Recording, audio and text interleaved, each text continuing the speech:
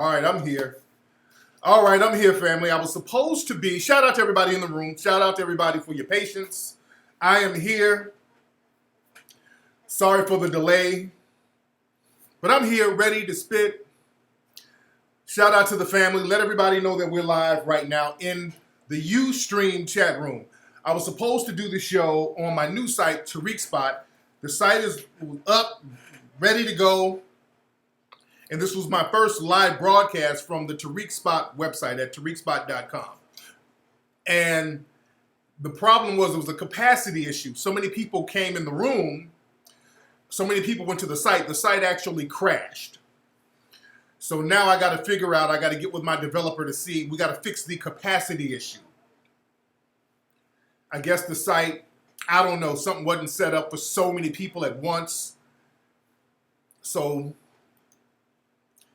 and the only way to test the show, I know Tariq Spot is acting up. The Tariq Spot is acting up. It was too many people on the site.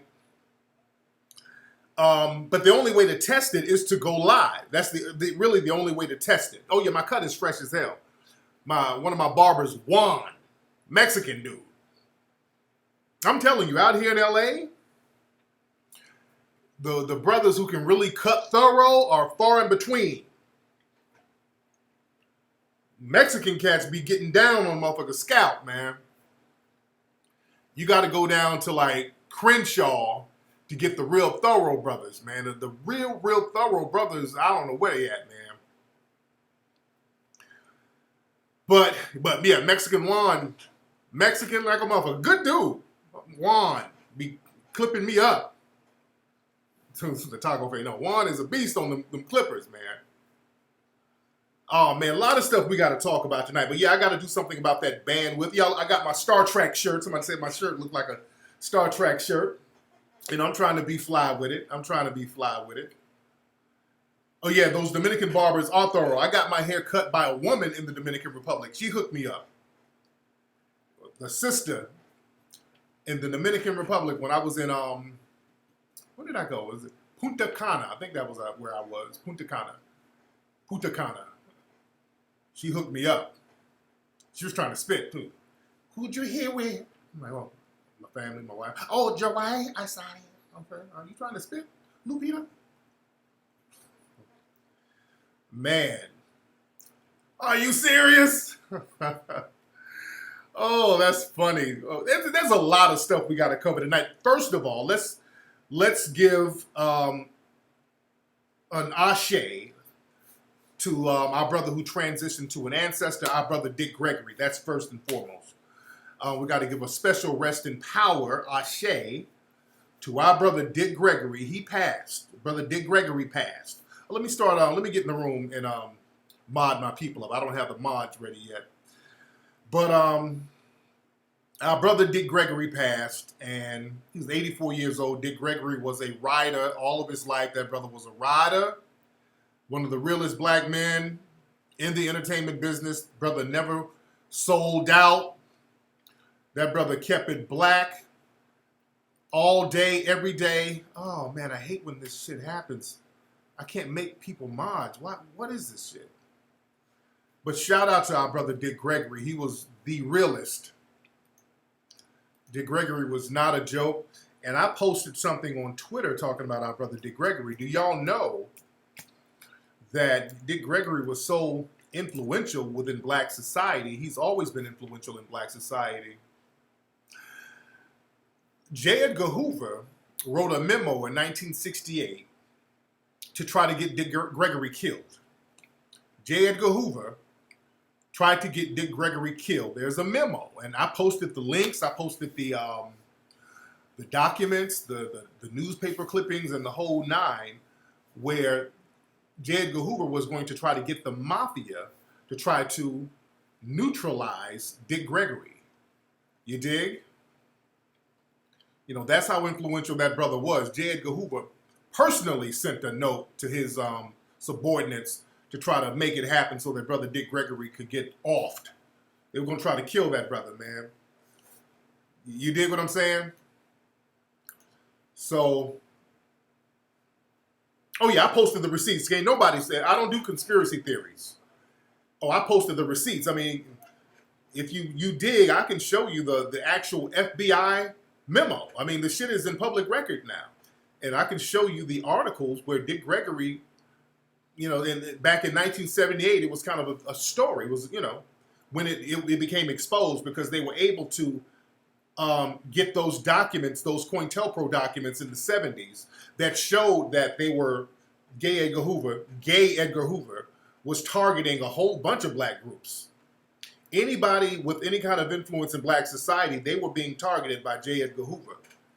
And Dick Gregory was one of those people. Dick Gregory did a lot of stuff behind the scenes in the civil rights movement. I mean, Dick Gregory he bailed a lot of folks out of jail. I mean, Dick Gregory did a lot of fucking work. He was on the ground heavy. You dig? I'm hearing Charles Barkley. It sounds like some more coon train activity from Charles Barkley. I don't know what's going on with him. I don't really try to get into his mix. So I'm trying to see something. Hold on one second. I'm trying to see interactivity. I'm trying to get my chat room popping. I can see chat, default chat, social media chat, live stream, have a conversation, live stream, blah, blah, blah. Social media stream, okay. I'm trying to see what's going on with my chats. Broadcast settings. Hold on one second, man. Man. Let me see what's going on. I'm trying to see what's happening with my the chat room. I want to make people mods in the chat room. Let me see if I can do it in here. Moderators, okay. Add people who can moderate. How the fuck do I do that? Okay.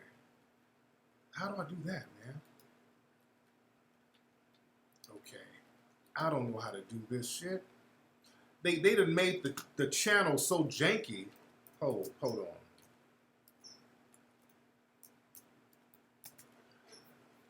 Okay, let me see if that works. Let me see, hold on. Let me see if that works. All right, I'm trying to add people as moderators in here right now.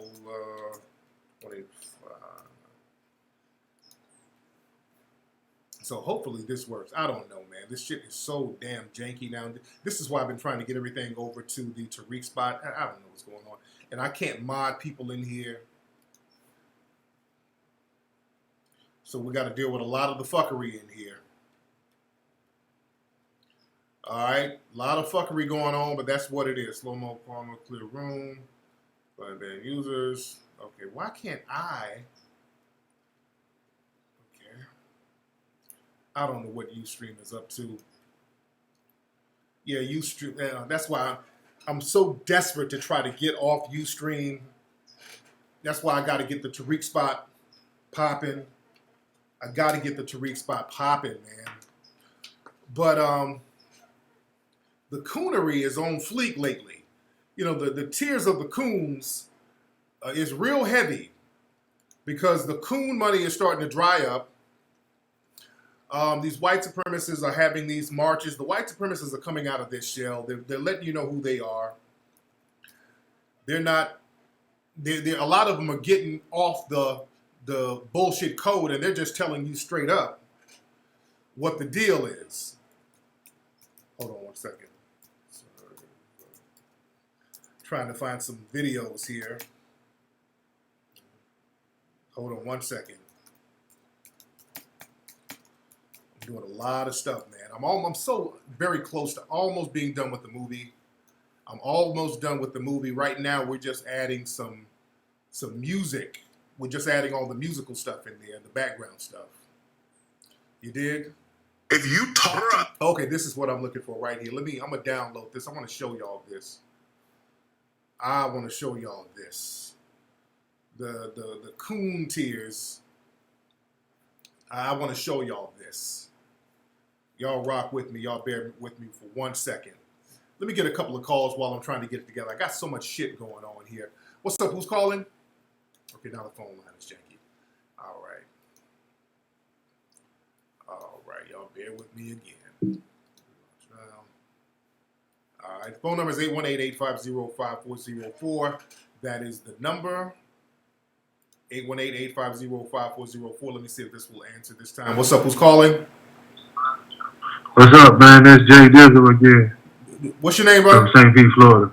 All right, what's on Jay your Dizzle from St. Pete, Florida. What's on your mind, bro? Well, my brother listened to Tommy, and I listened to you, and he was basically saying the man got stole and people held him back. So it was cowardly what happened to him. So what you really feel that really happened to him? I mean, he's a bitch. Crispy is a bitch. He went up there running his mouth. Nobody stole on him. He was talking to a dude face to face.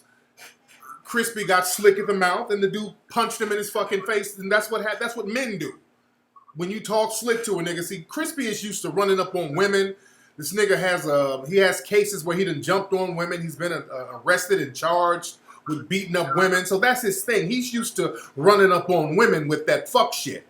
And a lot of young dudes out there don't know about being G-checked. You haven't been around no real-ass nigga who will bust you in your motherfucking mouth for talking sideways. If you're the kind of fuckboy who's used to jumping on women, you get used to that sucker shit. And you pop off at the mouth with a dude, shit's gonna be a little bit different. You saw how the nigga was looking when I ran up on his bitch ass. The nigga's tail was between his legs. That's called bitch ass. That's what bitch niggas do, man. We gotta teach new niggas. We gotta teach a lot of young niggas how grown ass men operate out here. And we gotta differentiate between grown niggas, real dudes, and fuckboy coons out here. That's the thing. We can't normalize fuckboy coons.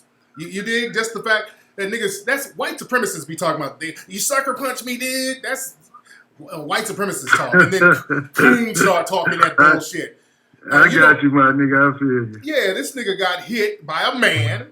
Nobody jumped him. Nobody did anything to him. So he got hit and sat there screaming like a bitch. Nigga up here yelling like Jermaine Jackson. Is he serious? Is he serious? And then he called the police. Then called the police. The fuck? So that's a bitch nigga. Yeah, you go get hit by a man and then go call the police like a battered wife and start snitching on everybody. There's a bunch of niggas, everybody. Is he serious? Is he? Hold on. Let me play the audio of this shit. Hold on, wait. Might be all that, but what? I might be all that, but what, dog? Listen. It's not happening here. It's not happening here. Grown man come on trying to talk to another man he never met trying to argue with him. Now that's Crispy talking shit in the back. Yeah, grown ass man. It is a little dude. The dude is a short dude. I think he's from Baltimore. You don't be fucking with these niggas ain't playing in the streets. Especially up in New York. These niggas ain't playing with no coons. You talk greasy. Crispy was talking greasy to the dude. The dude popped him. Yo, all that extra, yo. All that extra, yo. Just go. Just go. Grown man, just go. No reason. What did I do for that man to call me to my face? Disrespecting black women. Yeah, just go, yo. You a pussy, yo. You a pussy. Y'all feel like that's what you do, yo. I hope y'all can hear all this stuff in the back. You bring in heat to it, yo. You can't handle it. Now they're telling him to leave. They're like, get the fuck up out of here. And Crispy's he's kind of talking shit on his way out. Hold on. And what's interesting is some sisters helping and they're kind of protecting Tommy. Which is, I don't know, sisters. Y'all gotta let a motherfucker live.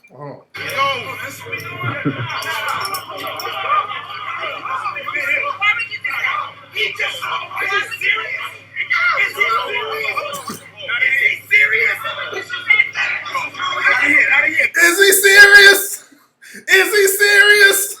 He stole on me. Hilarious. Is he serious? How you gonna get hit in the mouth and sit up there yelling like Jermaine Jackson? Is he serious? Is he? Hold on, let's remix that. Hold on, wait. This is the remix. Is he serious? Is he serious? Is he serious? Is he serious? Is he serious? Oh God, You're a fool, man. That nigga, but your brother, he listening to him. You better question your brother. Your brother might have some coon tendencies y'all need to work out, brother. Anybody who listen, anybody listen. Is your brother a low key coon? I wouldn't go there. He gave up on black women. Yes, like he's a coon. He's a coon. So that's why he talk like anybody who listens to Crispy is a fuck boy or a coon or both. So yeah, that's what it is. Thank you for the call, brother. Yeah. Yeah, anybody listens to a fuck nigga like that, you are a coon your goddamn self. Straight up and down. You're a goddamn coon if you listen to that clown ass bitch made nigga who's getting popped in the mouth and yelling like a bitch and calling the police on niggas for getting hit in the mouth.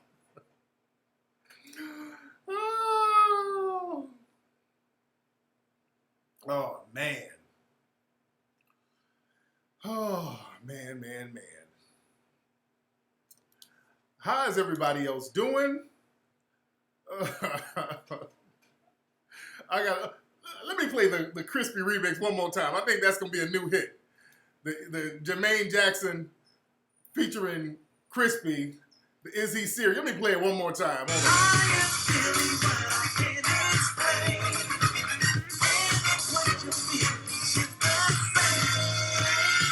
Are you serious? Are you serious? Are you serious? Are you serious? All right, that's enough of that. All right. That is the Crispy remix. The Is He Serious? You know, a nigga got hit in the mouth and gonna sit there and yell at, is he serious? Is he serious? Okay, let's listen to that. Is he serious? Hold on, wait. This shit is playing automatically. Hold on, I got Ghost. Let me talk about the children. Hold on, my bad. There you go. I don't know why this shit is playing automatically. Okay. Man. So other than that, how's everybody doing, man? We're here. A lot of stuff we're going to talk about tonight. I'm going to play that clip of, speaking of coons, let me play this clip of this conservative coon who was on Fox News crying about Donald Trump. This conservative coon was on TV crying about Donald Trump, talking about how Donald Trump betrayed him, or them, the black people. And I forgot this dude's name. I'll play the clip. In this clip, I think this is the clip. I downloaded it. I'm going to play it. In this clip, there's video of the dude on these different news channels defending Trump. He's the black Trump defender. He's one of those type of niggas. He's kind of one of them, what about black on black crime type of niggas. So there's clips of him all sucking Trump's dick. And now this nigga's crying because Donald Trump has just basically come out as a damn open white supremacist at this point. If you had any doubt about Donald Trump being a damn white supremacist, all of that shit is removed.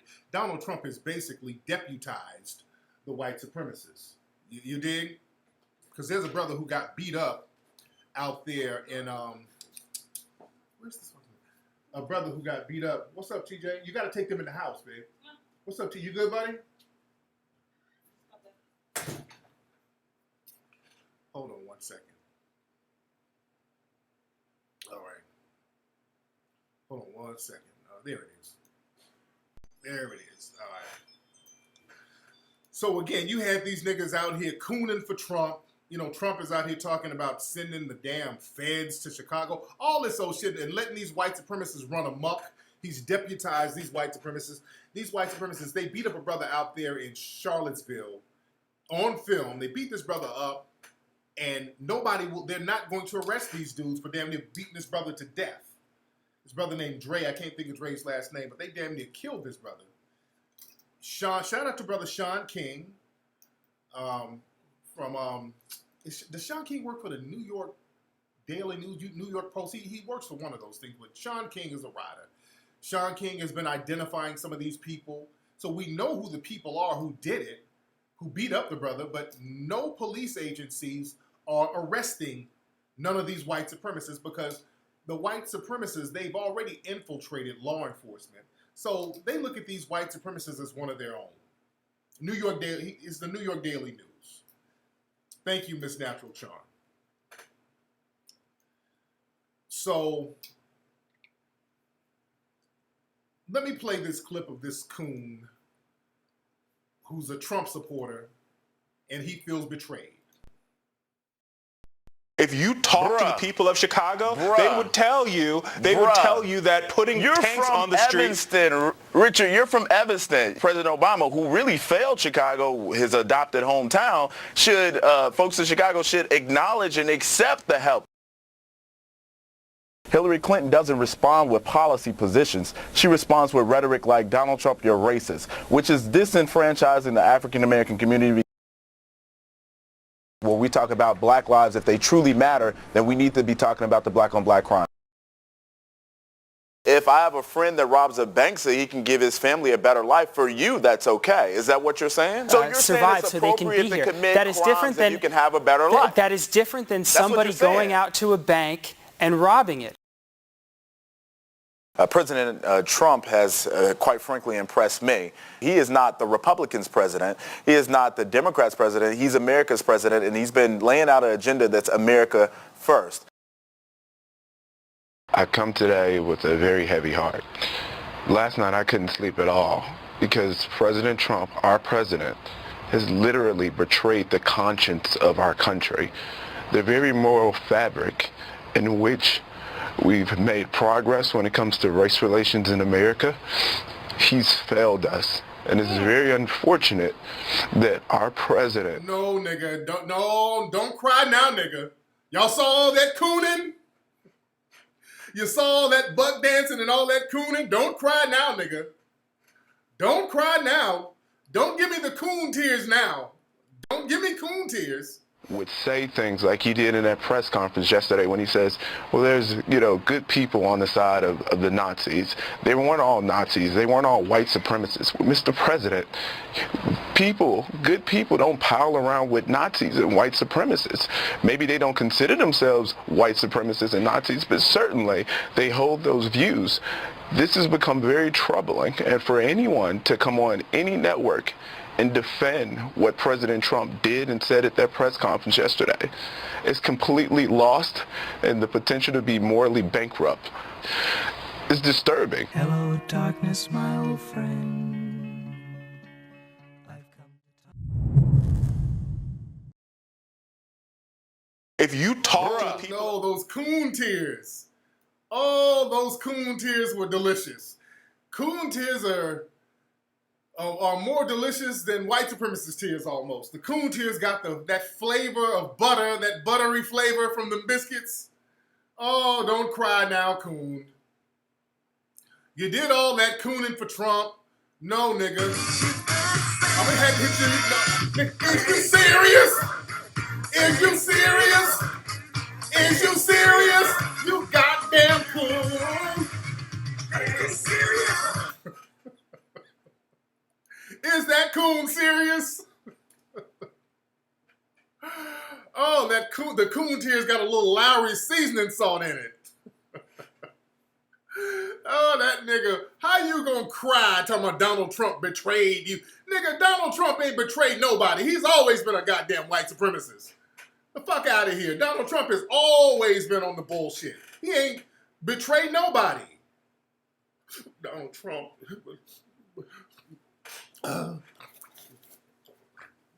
Donald Trump has betrayed our trust. Why, white daddy? You look like a moist fucking fool. Crying over some damn Donald Trump like this motherfucker ain't always been on some white supremacist anti-black shit his entire career, going back to the damn 70s.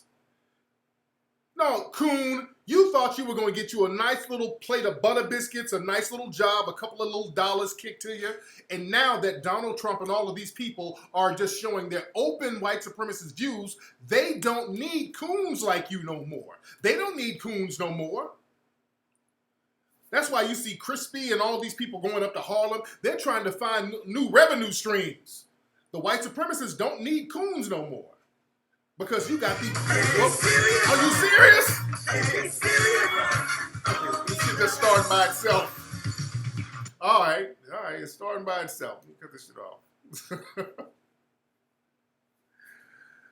Oh.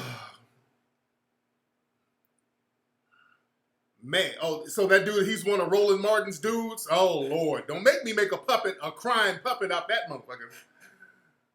But what this dude thought,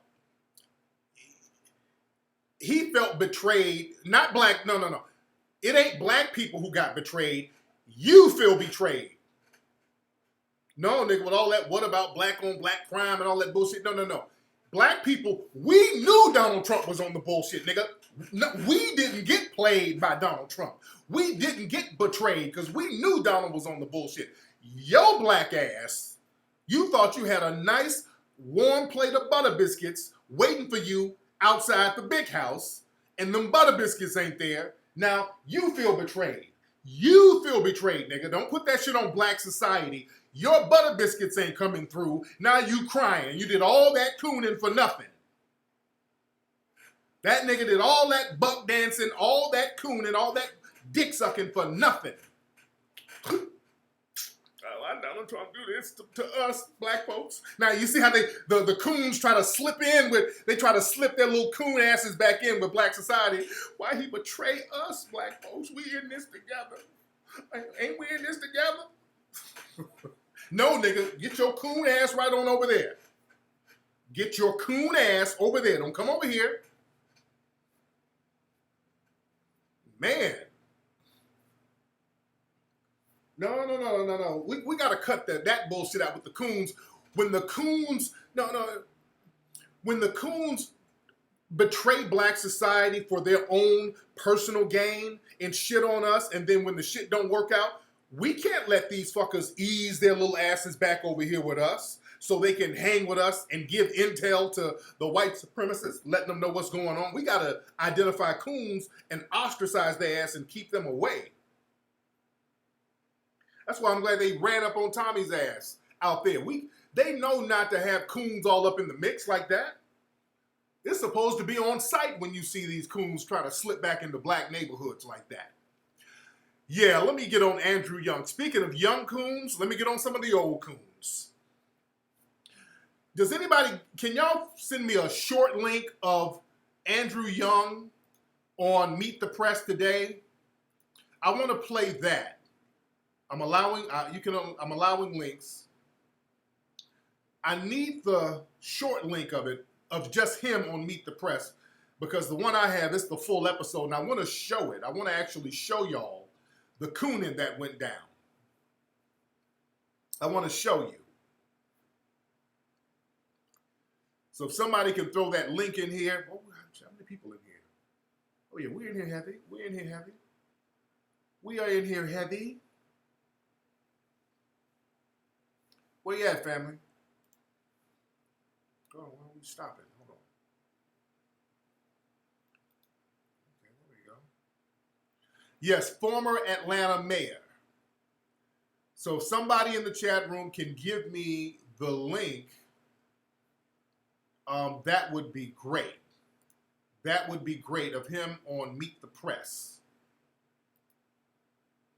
If y'all can show me the link of him on Meet the Press, that would be great.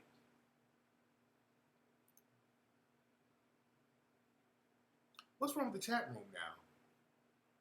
Okay, what the fuck is up? Oh man, I can't wait till we get the Tariq spot going on. Now this chat room is acting a little jank, because I can't see nothing y'all saying right now. Hold on, let me go to another thing here, man. Hold on 1 second. Y'all bear with me. Y'all know the show ain't the show if there's no technical glitches going on here. I don't know why this thing is freezing up on a player. All right, but I'm going to make it happen, though. I'm going to make it happen. Hold on. Y'all bear with me. Stream. Y'all bear with me 1 second.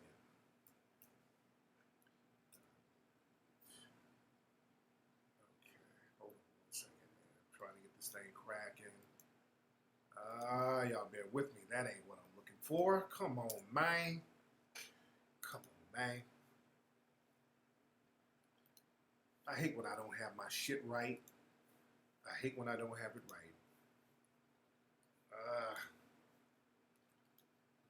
Rock with. Let me get a call. Talk while I'm trying to do this. What's up? Who's calling? Hey, what's up, Tariq? What's your name, brother? Dewan. How you doing, D? What's good, brother? Hey, I haven't really tuned into your radio station in a while, but I was calling because I heard you was having issues with your website, and I wanted to extend the offer to help you out. How you doing, D? Hold on one second. Hold on. Yeah, you know, I got the new site up and cracking. The problem is there was a capacity issue. There was a lot of people on the site today, and the thing just crashed because so many people were on it. So I'm going to have to hold on, wait. I'm going to have to look into the capacity issue. So the site looks good. Everything is fly on the site. It's just the capacity issue. So I got to work that out. But thanks for your email me, man. We can chop it up. Email me, brother. Thank you, brother. All right, let me do this. Let me play. All right, I got the link. Thank you to the folks who sent me the link. Let me download this right now of Andrew Young. Boy, he was tap dancing for them butter biscuits. Let me play this. I was talking about this morning. I mean, the shit he was saying, man. Some of these old civil rights dudes, man, is this shameless cooning, dude. Shameless. Just listen to the shit he was saying. And if you're a young black person, don't let nobody fool you into believing or following some of the coonery of these old civil rights dudes, man. And I tweeted earlier, I was tweeting a lot of shit. I'm like, just because these cats sat out here and marched with Dr. King and I was with King and I was friends with Dr. That's like, somehow people have made that some kind of pass to be on the bullshit. So you get a pass, you got some kind of critical immunity. Nobody can call out your bullshit if you knew Dr. King. That's why Fox News has that coon niece of his, Alveda King, who's a big butter biscuit eating mammy. They always parade her around with her fuck shit that Dr. King would never agree with. So that's the thing. People try to rate the bones and ashes of Dr. King for their own bullshit agenda, which is some sucker shit. That's why I respect Dick Gregory. Dick Gregory, he was with Dr. King. Dick Gregory was with Malcolm X. He was with all of them. And Dick Gregory exposed all those damn agents around Dr. King who orchestrated him getting murdered.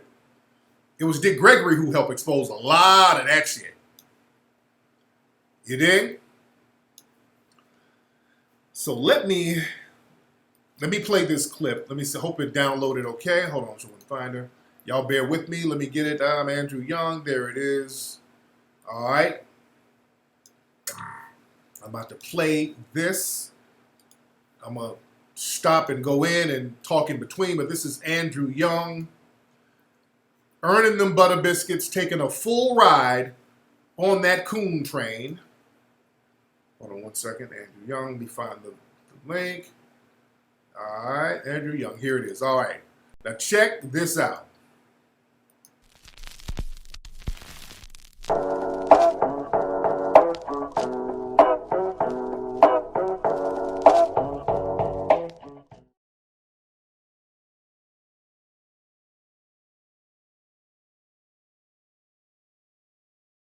Two-term mayor of Atlanta, and today he's chairman of the Andrew J. Young Foundation. When I spoke with Mr. Young, I began by asking him to put this past week in context. Well, it's a week of misunderstandings. We originally sought to redeem the soul of America from the triple evils of race, war, and poverty.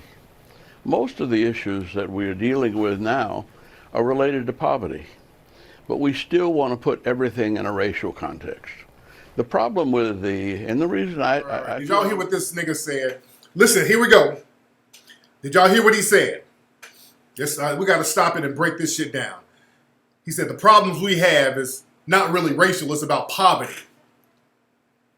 Y'all got to watch this stuff that they're saying. This is what white supremacists like niggas talking like this. That's white supremacy talk right there. They always try to take the focus off white supremacy, which is racism. The only form of systematic racism is white supremacy. They love taking the focus off that and talking about, well, it's really about poverty. It ain't about no poverty. Because some of the poorest white people in America are some of the biggest white supremacists. It ain't about poverty. Because poor white people can go out and beat your black ass and get immunity from law enforcement. Law enforcement won't even touch him, as we've seen in Charlottesville, where the brother got beat up by a few white supremacists who were basically poor. They're not being touched. Don't ever let people make you think that you're in the same boat because there's a poor white supremacist and you're poor. That white supremacist, he knows that he gets certain things that you don't, which means certain protections. That white supremacist knows that he's going to get certain protections over you. He can do shit that you can't do. No matter how poor he is. Even if you are wealthy, you can't do what that white supremacist does. Let's be very clear on that. It's not about race, it's about poverty. Bill Cosby is one of the richest black men in America. They're lighting Bill Cosby's ass up in the court system right now. They're dragging his ass. You got poor white supremacists who got multiple rape cases who are walking around free right now. There's a system set up to cushion the poorest white supremacists, and there's a system set up to punish the wealthiest black person, no matter what your status is or whatever. So don't be fooled by that. It's about poverty bullshit. All right, but let's listen to the rest of it. I don't know where we at, shit. There we go. Comfortable condemning the Klan types is they're almost the poorest of the poor. They're the forgotten Americans. And they have been used and abused and neglected. Instead of giving them affordable health care, they give them black lung jobs, and they're happy. And that just doesn't make sense in today's world. And they see progress in the black community and on television and everywhere else, and they don't share it. Now, it's not our fault. So are y'all listening to this nigga? Are y'all listening to this nigga? He said that he don't really want to condemn the Klan types, meaning the white supremacists and the alt-rights, because they've had it hard. The Klan types, they've had it hard. I mean, they're the forgotten people. This nigga is being sympathetic to the Klan and the alt-right and all the white supremacists.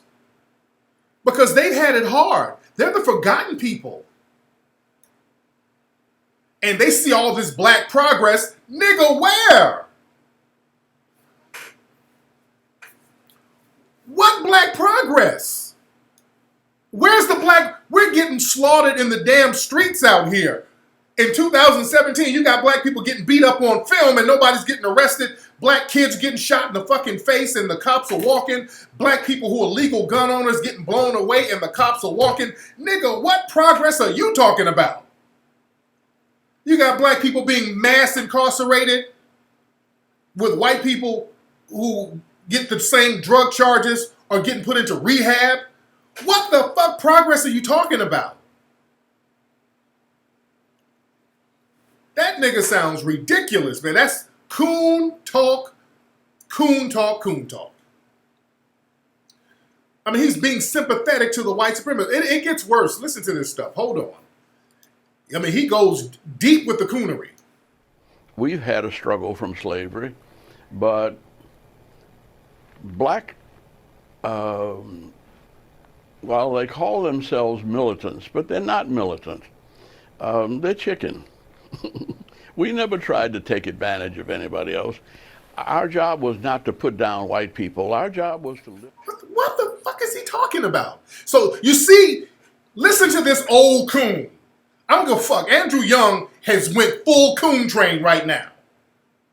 I don't give a fuck who he marched with. This nigga has gone full coon. He said, you notice, well, the Klan, they're the forgotten type. The poor Klan. Then he started talking about black folks, the black militants. They're cowards. They're chicken. What black militants? Who are you talking about? What black militants are you talking about? Yeah, we didn't never want to take advantage of nobody. Who are the black militants? Who are they trying to take advantage of? What is this old coon nigga talking about? Who are black militants trying to take advantage of? Are they trying to take advantage of white supremacists? What is he saying?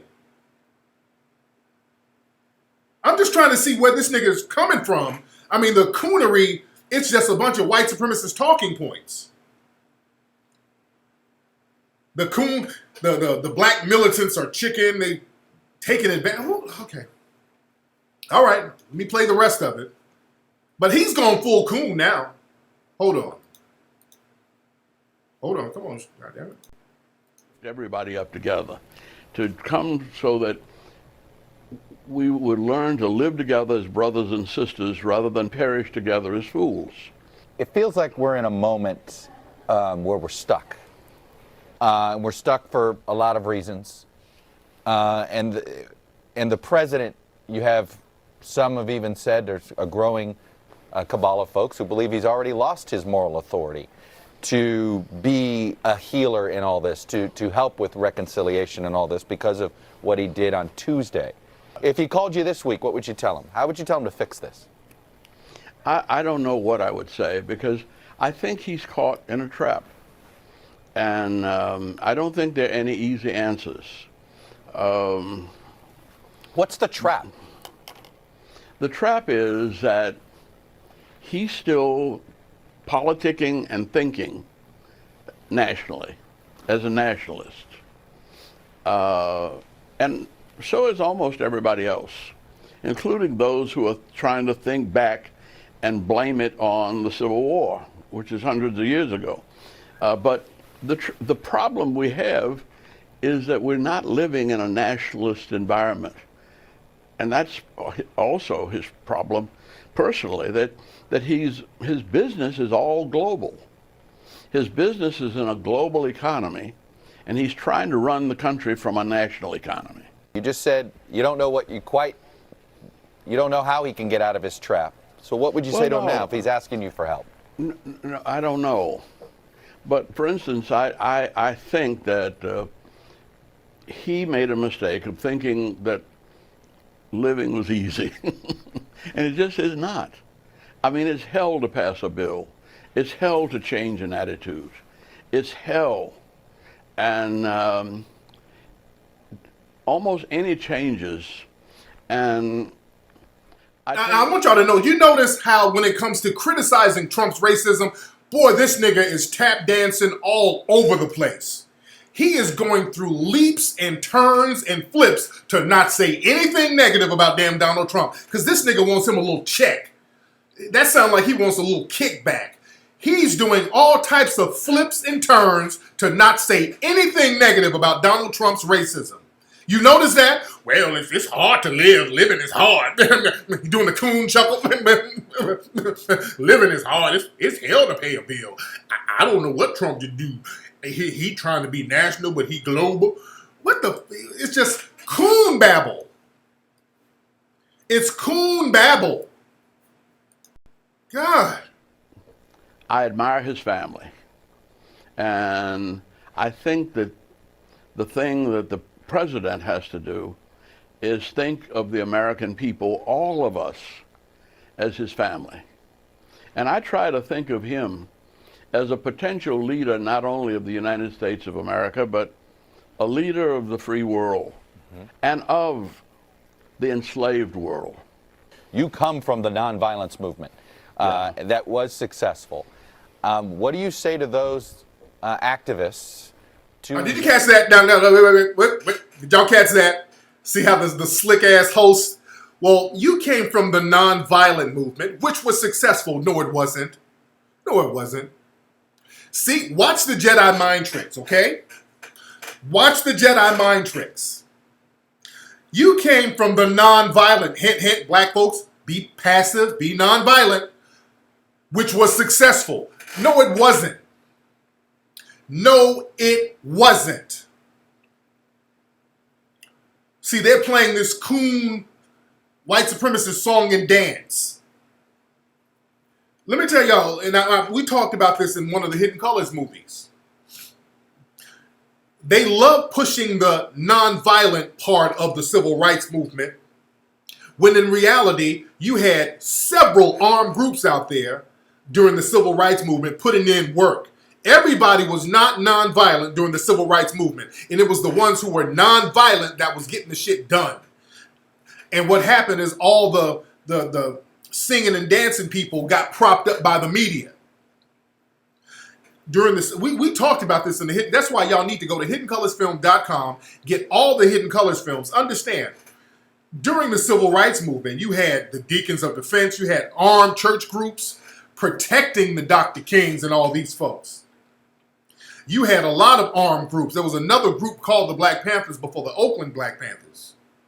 You had militant groups like blowing up shit. They were putting in work. And when some of these riots were happening in Jersey and all these places, you had black folks who were sniping motherfuckers off windows. Because understand, a lot of cats were coming in from the Vietnam War, so brothers had that military mindset.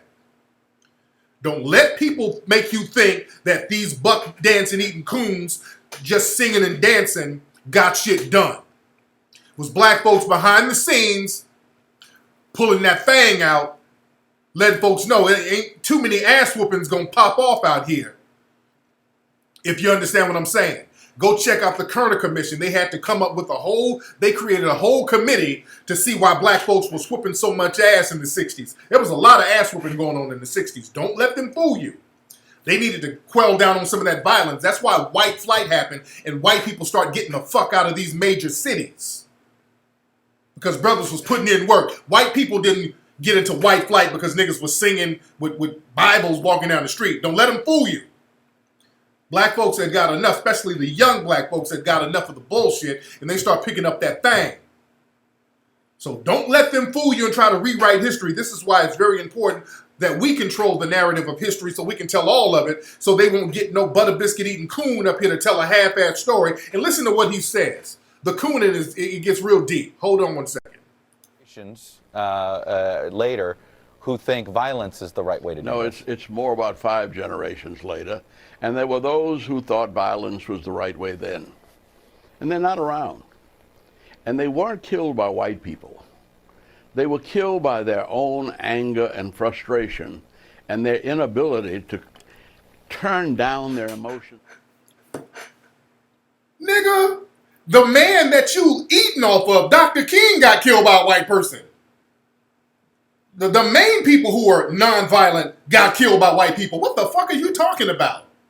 The man who you eat off of every day, whose bones you pick to get props for yourself, got killed by some damn white supremacists. What are you talking about, nigga?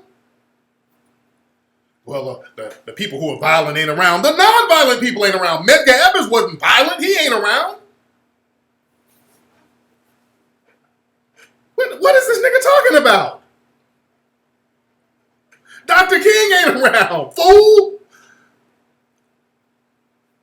Anger killed him. Oh, damn. All right, hold on. And turn on their mind. And from 4 years old, I was always taught. My father used to tap me in the face and, to try to get me upset. Mm-hmm. And if I swung back at him, he'd slap me upside my head. He said, see, if you start getting emotional in a fight, you're going to lose the fight. Don't get mad, get smart. And that served me well. And it served me walking in the midst of the Klan, alone at night, without a gun, without police protection. And the only reason I did it was the only ones that were courageous enough to go there with me and who insisted that I go were women and children. The men, hide behind all kinds of militant solutions. Mm-hmm. But we have to keep our eyes on the prize. This nigga is bragging. Listen to him. This nigga is bragging about taking women and children, unarmed, around Klan and white supremacists so they can all get beat up and they can sing about it. There is no honor in that. There was never any honor in that. brothers from the 60s or whatever, the militant brothers said, no, fuck that. We need to shoot back. You see how coons make it seem like it's some kind of honor? What kind of honor is it to bring women and children around armed, dangerous white supremacists with no protection? What sense does that make? And what mammal thinks like that? To bring your offspring and the women into an environment that's hostile and dangerous and deadly, and that's supposed to be courageous. There's nothing courageous about that. Courage is protecting your damn self, not being no damn coon that'll let yourself get beat up and then you sacrifice your wife and children so they can get beat up. So you can live like a butter biscuit eating coon for the rest of your life. Ain't no honor in that. There's zero honor in that. Hold on. And the prize is not vengeance, not getting even, but the prize is redemption. By the way, I also asked Mr. Young about the Confederate symbol debate, and he said removing these symbols can sometimes be more trouble than it's worth. He even cited the Georgia flag controversy in the early part of this 21st century. He said because of that, the state lost millions and millions of dollars. Okay, there was some more. Oh, man, there was some more he said. I wanted to find out where it was. Where he was talking about how they got beat up, but they were all about forgiveness. It was some more coonery he was getting into. I wish I could have found that. There was some more cooning that he was getting into. But that's enough right there, man. These old civil rights dudes, and many of these folks were the ones setting up Dr. King. Many of these folks, understand, many of those niggas were working with the FBI. That's why these coons are around and ain't nobody touching them. And people like Dr. King and Malcolm and all the people who are really putting in work, they're dead.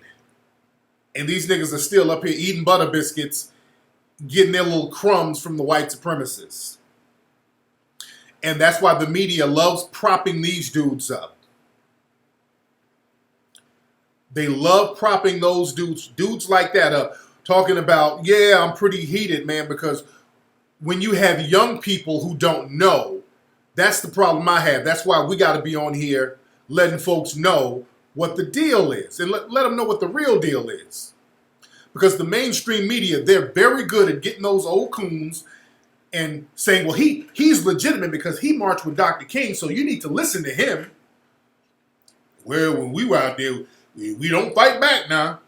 My dad told me he would hit me and say, don't get mad, you get smart. And the smart thing is to let yourself get beat up. Ain't nothing wrong with the Klan. They just need a little love. We the moral fiber. We supposed to forgive and it's supposed to be about redemption. Nigga, don't let them give us that bullshit. Don't let them sell that bullshit to us. They got to know what the real deal is, because right now, these white supremacists, they're on a genocide campaign.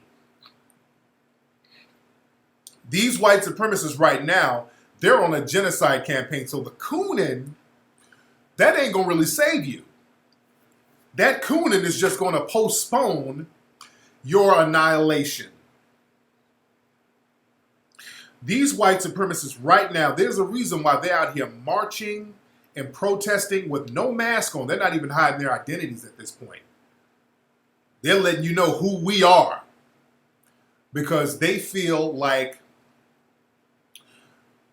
well, not even feel, they know that their numbers are dwindling.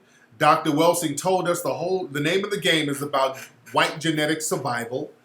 Their numbers are dwindling. They're about to be a minority.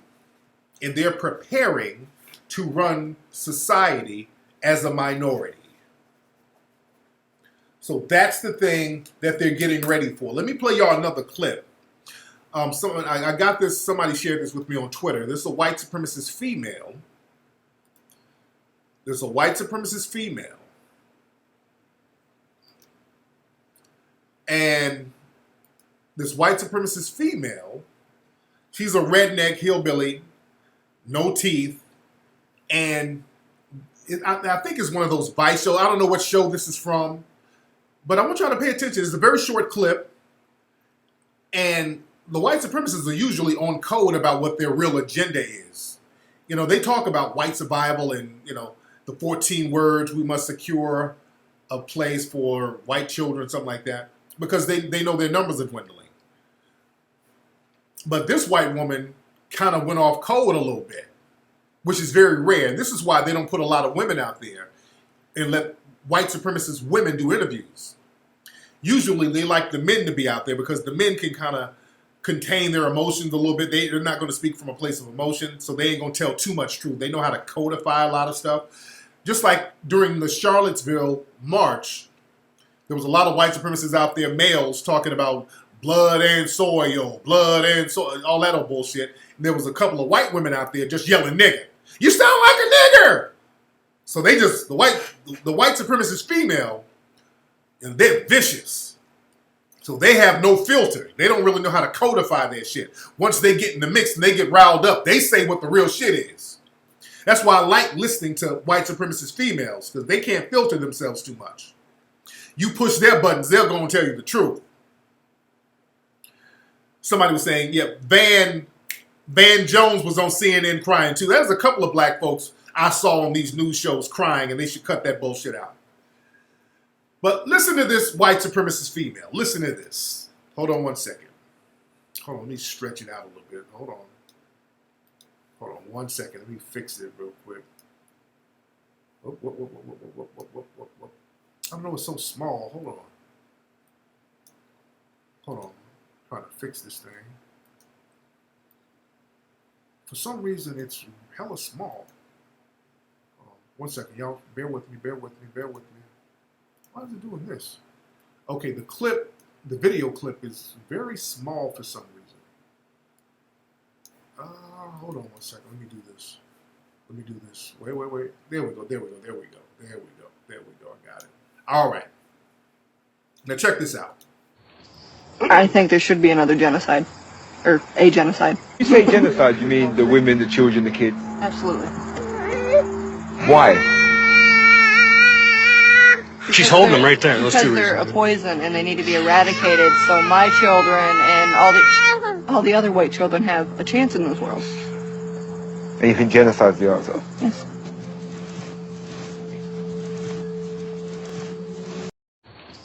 I think there should be another genocide. Or a genocide. You say genocide, you mean the women, the children, the kids? Absolutely. Why? She's holding them right there. Because they're a poison and they need to be eradicated so my children and all the other white children have a chance in this world. All right. So this is what they all think, by the way. This white woman said basically black people, there should be a genocide of black people. There should be a genocide. This is what all of these white supremacists think. They know not to say that. But since she's an inbred hillbilly, she has nothing to lose. So those inbred hillbillies, they'll tell the truth. They have nothing to lose. But all of the white supremacists think like that. There should be a genocide so that their children have a chance to compete and survive, because the black genes, if they mix with those black genes, the black genes are dominant, the black genes will take them out. But understand this. You notice this. The problem, this is the mistake that these white supremacists like this have. And a lot of folks, I posted this on my Instagram and people were like, man, she ain't got no teeth and all that. But understand, she might be a toothless, methed out hillbilly trailer trash chick. But in a system of white supremacy, she's better protected than you. She is better protected than all of us black people, no matter what social economic status we have. She is better protected than us because she's clearly a meth head. She ain't going to jail for no meth for no 20 years like black folks go to jail for drug trafficking or whatever, or drug use. Cops ain't really going out here killing white women, trailer park white women like that, even though they're dusty and trailer park. So they have protections that we don't have, and they know that. See, white supremacy is the only thing they have. She's thinking, okay, yeah, I'm toothless, I live in a trailer, I'm inbred, but I ain't one of them niggas. I'm not getting killed out here by white supremacist cops. I know I got protection. And that's good enough for me. But the thing is, and I know a lot of you white supremacists, y'all look at my show and y'all talk all that, we got to save the white supremacist race and all that stuff. The problem is you're dying off, white supremacists, not because of black people, not because you're mixing in with us. You live in a segregated trailer park somewhere where ain't no black folks around. So how are we poison to you and your children? We don't live around most of you redneck white supremacists. Do y'all know there's places in middle America that some of these redneck white supremacists, they've never seen a black person ever, except on TV? The problem is you're dying because of natural decrease. Mother Nature is killing you white supremacists. And you know why Mother Nature is killing? And I've said this a million times. If you live in a segregated area, by definition, you're a white supremacist. Why are you white supremacists who are living in these harshly segregated places that you segregated yourselves into, why are you dying off? Number one, karma. That's one. Ogun, shout out to Ogun, that's karma. But let's take the spirituality out of it. A lot of you are dying because of the drug use.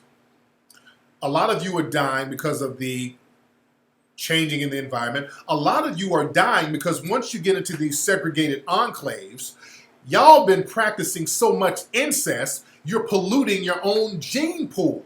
Just like that lady. That lady is clearly a product of incest, just by the way she looks. Some of y'all have never been in some of these places, these white supremacist enclaves in middle America. It's some funny looking fuckers out there, dude. I'm telling you. It's some real funny looking motherfuckers out here in these white supremacist areas. But the thing is, y'all get into these segregated white supremacist areas that no blacks are allowed to go into. So y'all do all types of shit. Y'all fucking kids. Y'all having sex with animals. You're doing all types of degenerate shit. And it's coming back on your own gene pool. It's imploding. It ain't us. The white supremacists love getting these little enclaves so they can do all types of shit. That's why they like that dude, David Koresh. Remember him? How many of y'all are old enough to remember David Koresh? He was this white dude back in the 90s who had this compound down in Waco, Texas. And he was in there. It was a bunch of underage kids. He was in there fucking. And the feds went in there and babysat this nigga for like a month. And, they sat outside the compound trying to get the dude out. He wouldn't get out. So they set a fire inside, but then all the white supremacists, they got upset because like a lot of the white children died and all that. So the Waco, Texas, that became a thing.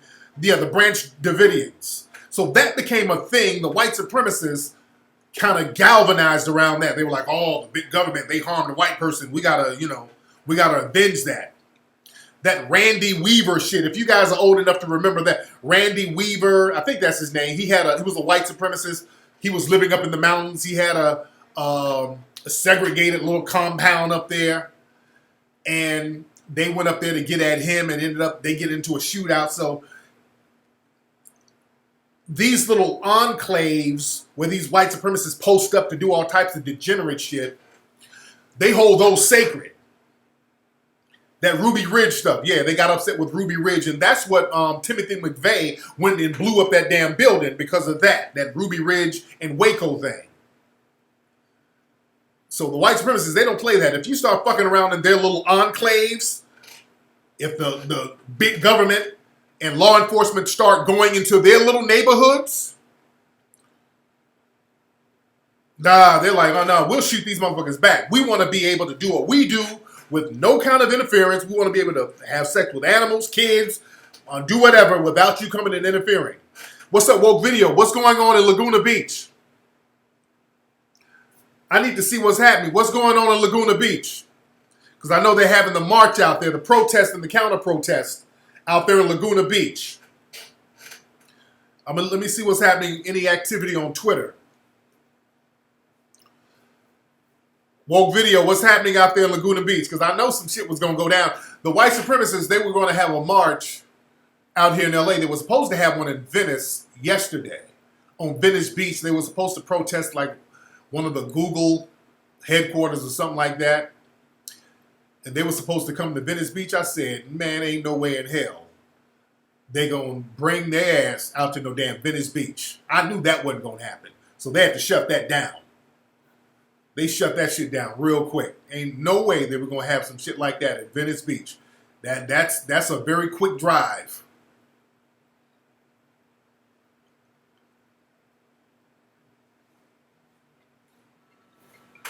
Hold on, what's she calling me for? Hello? Get a salad. Yeah, give me a chicken salad and a cherry cheesecake. All right. But yeah, they were supposed to go to Venice, and there were so many threats, they had to shut that down. Venice, we frequent Venice a little bit too much. So they down there in Laguna Beach. And I know Laguna Beach, brothers can drive down there too. I saw some people earlier. It was on and popping down there. There was a lot of folks, counter-protesters, that were already down there. Okay, I'm looking at some of the footage now. Okay, yeah, they out there heavy in Laguna Beach. Yeah, when night falls, I'm going to see how things going to go down. I don't care. Purgatory Christ, all right, what, dude, I don't want to ban you, dude, but you need to chill out.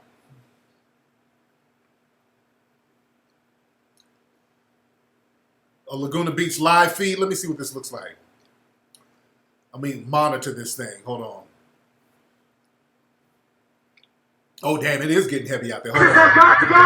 Hold on. You racist have got to go.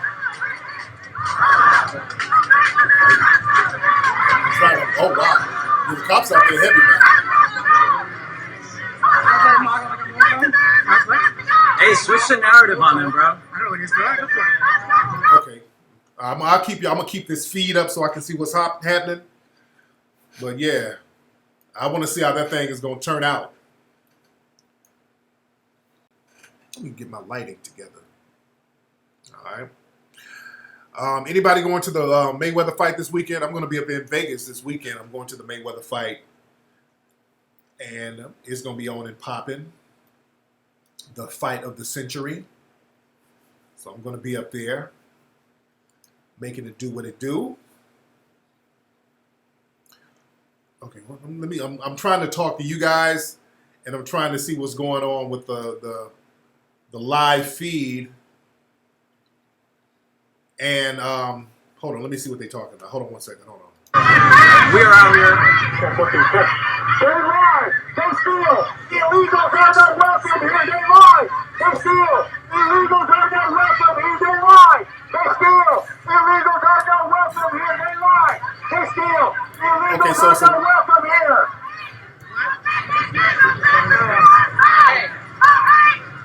So what I'm looking at, okay, it's a bunch of white supremacists like in a circle with the cops protecting them. The cops are protecting the damn white supremacists, and the crowd is out yelling at the white supremacists. Yeah, we go. Blacks for Trump here, Latinos for Trump here. Nobody's racist here. All right. Wow. Man. Okay. Let me see where we're at in the chat room. I got so many screens up. I gotta test out my the Tariq Spot app to get that thing working the way it needs to work. Yeah, am I taking? No. Already, I'm gonna just take a regular flight up there. I'm gonna just take a regular flight. I booked my shit a long time ago. So I got a flight and a room at the MGM. So I booked my shit a long time ago. You dig? Man. I was in St. Croix. I was in St. Croix, the Virgin Islands, the other day. I kind of cut my vacation short. I came back early. Anybody ever been to the Virgin Islands? I was in St. Croix.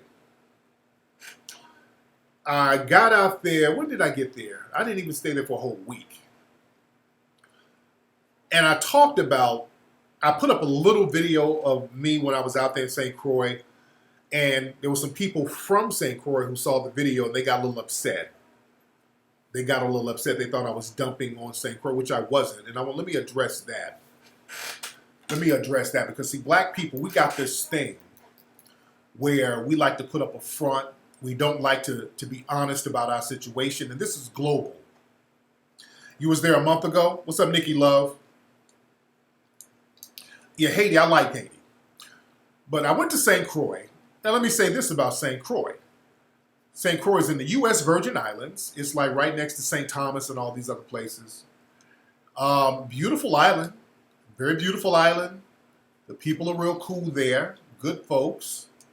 There's some real fine fucking sisters out there, too. For all you brothers out there trying to go somewhere and catch something. There's some real cute little sisters out there, too. Real cute sisters. But, you know, just the beautiful landscape. It's just a beautiful place. Beautiful island. Beautiful island, beautiful beaches. And I go there. The thing is, I said this on my video when I was walking around St. Croix, the energy was real off for me. See, I'm a big energy person. When I go somewhere, I'm all about the vibe of the island. It can be a beautiful island, but I want the vibe of the people. The vibe has to be right. I don't care how beautiful a place is. If the vibe ain't right, I've been to Australia. I did a video. I think I did a video talking about Australia. I didn't like Australia. A lot of folks like Australia. They talk about how beautiful it is and whatever. I didn't like Australia. The energy was off. When I went to Australia, I was in Sydney, Australia. Beautiful city, man. Beautiful city. But the way they did the Aboriginal people there, I wasn't feeling that shit at all. Because every time I would ask where the Aboriginal people were, the people would act embarrassed. I'm like, what the fuck y'all acting? Where are they? They were like, yeah, they're around. They would just give me this real stiff kind of response. And I was literally looking for the Aboriginal people. I spent most of my vacation there trying to find them. And I couldn't find two. I saw about 5 in a city full of 4 million people. I saw about 5 Aboriginal people. They were like, yeah, they're up here, they're. And then I went to the museum. There was a museum right across the street from my hotel. It was a very nice hotel, but I went to the museum, and I'm just like, my God, the way they shitted on the Aboriginals and beat them and killed them, and the Tasmanians who are in an island right next to Australia, they literally killed all of them off. It was a complete genocide. So that's why my whole shit was fucked up. I felt that energy. I was feeling that energy, and I didn't like it. I did not like that. I went to the Sydney Opera House. I went all of that. I went Harbor Bridge. I went to all that. Nigga, I did not like the vibe. My whole vibe was off. To be honest, that was in 2010. When I got back, that's when I started planning to do the first Hidden Colors movie. That was one of the things that made me want to do the Hidden Colors movie, to see how white supremacists can be so nonchalant about genocide. I'm like, well, shit, I need to start waking black folks the fuck up over here. Who do I need to block, man? Who do I need to block? But let me go back to St. Croix. So I go to St. Croix, and the vibe was off. We got there at night. I was staying at a hotel called the Buccaneer Hotel. That was like the only 4.5-star hotel there. So I only stay in 4-star hotels. 4-star or higher. And plus I got a lot of children. I brought all the kids. So we get to the airport. We go to the hotel. Beautiful hotel, real nice hotel on the outside. So we're checking in. And, you know, you take that long-ass flight, you checking in. And I'm like, hey, we get there like 9 or 10 at night, something like that. I'm like, okay, where can we order food? There's nothing is open. There's nowhere to get no food, and we starving. The hotel don't have anything open for food, nothing. Like, fuck, that's one of the reasons why I like 4- and 5-star hotels. I want to eat some, you know. Yeah, it's an old hotel on the inside. Yeah. So we're checking in. They ain't got no food. I'm already, you know, the kids are begging for food. I'm starving. They ain't got no food nowhere. Oh, hold on. This nigga keeps talking about he's Purgatory Christ, and I gotta ban this nigga. All right. Damn. All right. I had to ban Purgatory Christ. This nigga is just, just dumb attention whore nigga shit. Okay. Had to get him out the mix. Sorry about that, guys. Had to get him out the mix. All right. Had to get you up out of there, Purgatory. So anyway, I'm at the Buccaneer Hotel in St. Croix. So we're checking in, and the staff is pretty cool. And we're checking in, and my daughter and my wife, they screaming because there's a big-ass roach on the wall next to the reception desk. There's a big, huge roach. Because my wife and my daughter, they hate roaches and insects. They hate them shits. They're like, ah! And the brother at the front desk like, oh, this is odd. We never have roaches in the lobby. I'm like, oh, that don't seem right. Even the roach looked at that nigga like, you don't know nobody? All right, brother. All right, so we go to the hotel. We go in the room. Nigga, they got huge bugs, nigga. Yeah, they got them flying cockroaches out there, man. Them island roaches. So we go in the hotel. The room looks like a 3-star. The rooms are like, well, whatever. And there's bugs in the room. The big flying roaches all up in the room. They got spiders in the bathroom. Come on, man. I don't like that shit. And I'm trying to get them to help me get some food somewhere. They're just like real slow. And that's kind of an island. Sometimes that's kind of an island thing. They kind of take their time just to do shit. But they were just real hella slow. And the service was kind of half-assed. That was throwing me off. I'm like, come on, man. And I think we found some place. Some guy delivered some food. They had like their version of Postmates out there. So it was one place open. And it was some Arab guy who brought the food. So every time we would order food, it would be like an Arab person or a white person bringing the food. So I'm like, that was strange. And the food that I ate there wasn't all that. I wasn't too impressed by the food. Yeah, nigga, it was on some Chilligan's Island. And that's what it felt like. It was that episode of Martin where it was like Chilligan's Island, man. And the thing is, you get there, you're just stuck. You can't, I'm like, damn, man, ain't no way to go get no food. Ain't nothing open. I'm like, God. I mean, I felt like we kept saying we're on a survivor island. We got roaches. I don't want to bring, I didn't want to bring my kid to survivor. Hell no, it wasn't all inclusive. That's the thing. This shit wasn't even all inclusive. Now, I will say this. They had a nice pool. The beach is cool. The grounds are cool. That was cool. But I'm walking around the hotel and I'm noticing, wait a minute. They got a sugar mill, an old sugar mill, and I'm looking around. The vibe is real off at this hotel. Outside the room, being roach infested and small with the hard ass floors, and I'm like, damn. But the vibe in this hotel is real off. Why does the vibe feel off? I find out that this hotel used to be a slave plantation. It used to be a sugar plantation, white people and slaves. You dig? So I'm like, okay, that story, I don't want to stay at no damn slave plantation. And the way it was set up, our room looked like the slave quarters. Our room, and I'm looking at our room, I'm like, something else. It looked like basically our hotel, our rooms, they fixed up the slave quarters. I mean, yeah, they got a sugar mill there on the thing, so this is like it's a slave plantation. The energy is real off for me, man. I'm telling you.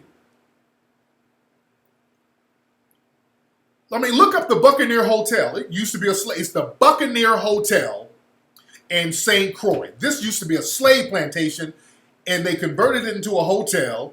And basically, white people still own it, and all the employees are black. So it felt like slavery still. And just the way the employees were acting, it was a lot of passive-aggressive shit, like they didn't really want to be there. They were doing things real half-assed, like they would come make up the bed and the sheets would be dirty from the food that the kids left over. I'm like, we would have to call them and say, hey, can you bring us some towels? Can you bring us some new sheets? Can you clean the dirty sheets? I mean, it was like some bare minimum. You can tell that they really didn't want to work. You can feel that slave energy, man. I'm telling you. You could feel that energy, man. And there was one sister, man, who was an older sister, who was one of the housekeepers there at the hotel. We had her come and change the sheets because they kept putting dirty sheets back on the bed. You know, we killing bugs and there's roach guts on the sheets and Cheeto stains and then they go get the dirty sheets and put it back on the bed. I'm like, ma'am, can y'all come put new sheets on the bed? So the sister came, and that really rubbed me the wrong way because this is like, we're there for a couple of days. The food I'm not liking none of the food. The energy is off. I'm just not feeling, just the vibe is off for me. So the sister comes in the room, makes up the bed, and she's like, do you need me to make up the other bed in the other room? I'm like, yes, ma'am, I would like you to do that. She was like, I'm like, what? That really threw me. I'm like, okay, all right, lady. Okay. I don't know what this, all that old shit is. What's that? I'm already in Chilligan's Island. That really threw me all the way off right there. I'm like, sister, I know you don't want to work here or whatever, but damn. I'm telling you, nigga, I'll never go back to that hotel again. The workers know that shit is a damn slave plantation. They were acting like it was, you're putting yourself upon them to have them do shit in the room. She had an attitude about making the bed up.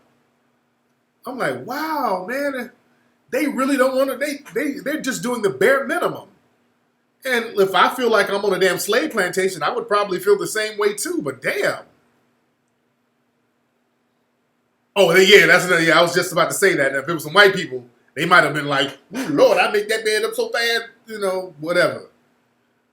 But basically, a bunch of white people at the hotel playing golf and all that shit.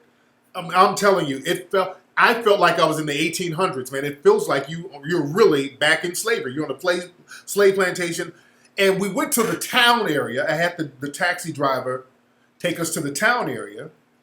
And we went to a little area where they would have auction blocks for the slaves, the enslaved Africans, and they would house them and all these. Okay, and I like the tourist stuff. I like to look at this stuff for the tourist thing. But I like to see that when something has changed.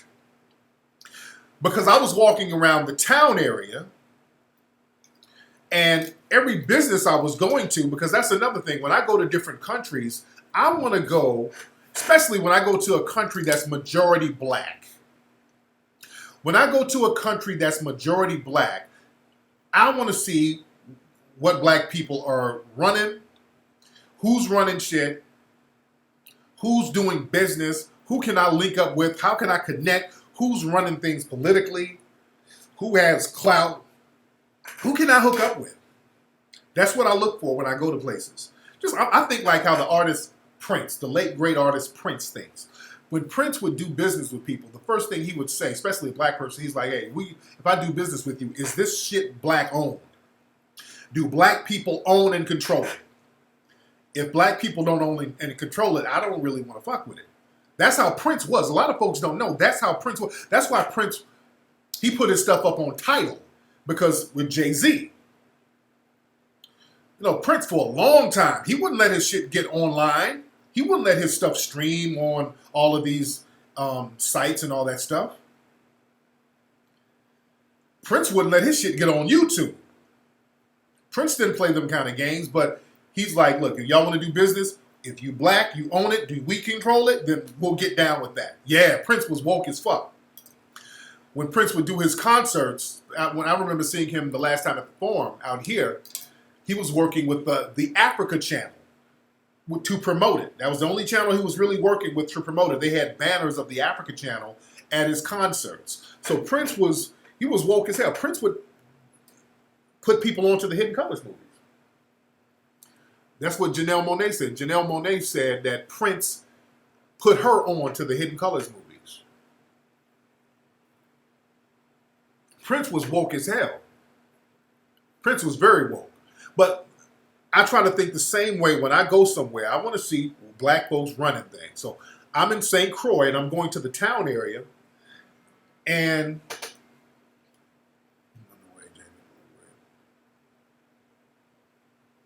okay. Yeah. Excuse me. Hold on. Check my mom. Hold on 1 second.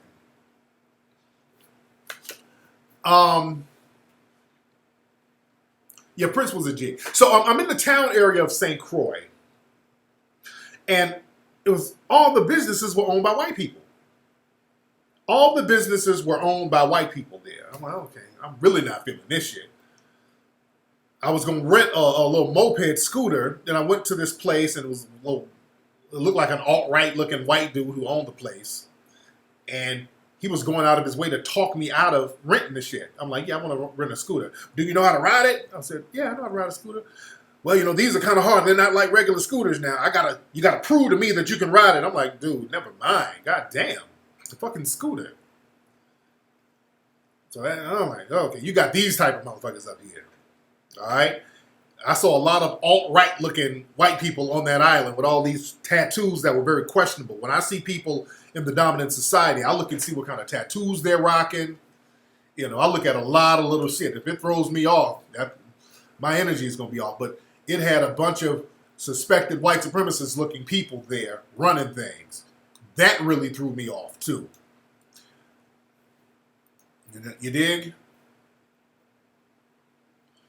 Why haven't I gone to Nigeria? Well, I'm going to go. I've been wanting to go to Nigeria. But I want to get over there and hook up with people about doing some business.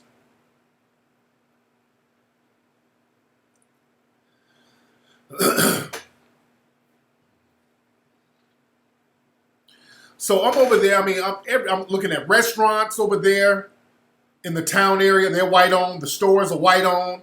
The dudes out there who had the boats, taking people on boat sales, there's white people owning that. I'm like, what the fuck, man? I'm like, where are the black folks running some shit out here? It's too many black folks out here, and I get it. But my thing is, look, I understand we're all under a system of white supremacy.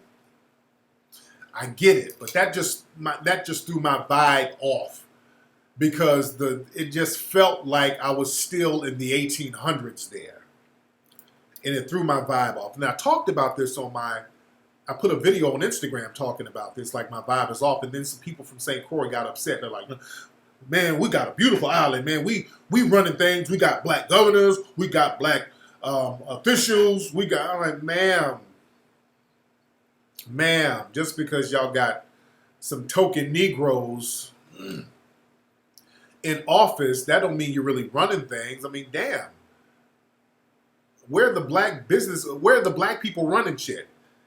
And then there was a couple of people who I guess they were from St. Croix, but they're living here now. They were like, well, we got all types of black businesses out there. My uncle owned an ice cream stove. We got a beauty salon here. It was these hood businesses, basically. Same thing. We got little hood businesses over here. They're like, why are you calling it hood business? It is. I'm talking about an island. Over here, it's understandable that black folks have hood businesses because we're the minority here, and we're regulated to certain pockets of the communities. So yeah, we're going to have hood businesses for the most part. But in an island that's majority black, or any country that's majority black, I always question. I'm like, okay, how come more people ain't running stuff? And that's what they were doing. They were talking about there's a little chicken shack here, there's a food truck there. They were bragging about, well, there's some lady has handmade jewelry. All right, I'm not shitting on that. But I'm talking about some real paper. Who's running things? Black over here. The tourist business. When I go to places, I'm looking to see how we can do business, where's all the money coming from, and how can black folks get a part of it. When I'm asking these people, okay, where are the black folks who are controlling any of this tourism money coming in? Where are the black folks getting some of this tourism money? There's millions of dollars in tourism money here. I don't see no black people getting it. I see black people moping around this hotel as employees, even at the little slave dock place. I'm like, where are the black tour guides? There should be some black tour guides out here doing tours or something, talking about the history. Little shit like that. Get some of that paper. Okay, you keep talking about HR resolution. Just y'all stop saying the same shit over and over, man. But yeah, they're not getting none of that hotel money. I mean, rum is big on the island. Rum has always been big. They're not getting that rum money. There's a white-owned family who, runs the rum business out there. I'm like, food trucks and stuff like that, that's a start. But when you're the majority black population, I don't want to hear about no hood businesses. All of these multi-millions of dollars in rum and sailing, shipping, and the hotel business, the fishing industry. How come we ain't running shit like that? I want to know who's moving and shaking with big money. That's who I want to hook up with. So we can get like a pipeline here to there so we can get it. I'm trying to reach out and get some global paper flowing. See, the thing is, when I go to these countries, I'm not there just for the party and bullshit. That's fun, but we got to stop. And I'm arguing with these people on Instagram because they want to hold on to this pride bullshit. Man, you making our country look bad. I'm not making nobody look bad, man, but just stop. We got to stop jiving each other when shit ain't popping like it needs to be. And from what I understand, over in St. Croix, they celebrate not their independence because they're not independent. They've been colonized by the U.S., so they celebrate the transfer of them being colonized by Denmark to being colonized by the U.S., and there's some kind of celebration for that, which there shouldn't be a celebration for that. So that slave energy is heavy on that island. A lot of people might not want to admit that because it's hard. Just like when I went to South Africa and I was telling people how fucked up it was over in South Africa, how black folks ain't running a damn thing over there. Over there in Cape Town, you ain't running nothing in Cape Town. Nothing.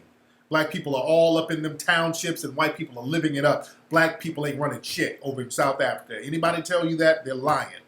And black people are the majority, 80-something% black over there, and black people are regulated to damn slums.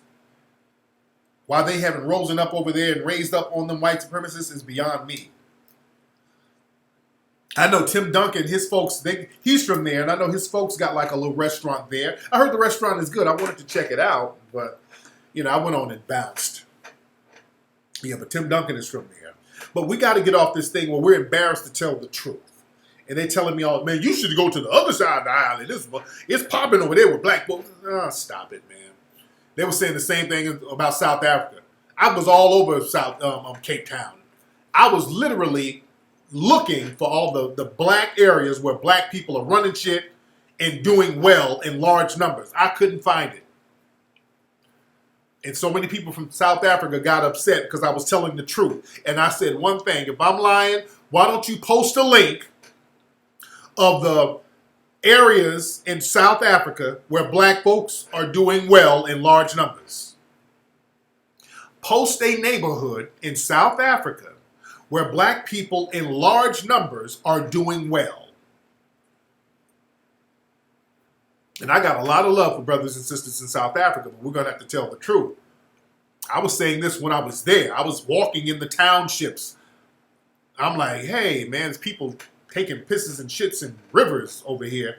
And directly across the street, you got a white condominium, white people living it up, and y'all living in a damn ditch. This ain't the move. Why is this happening?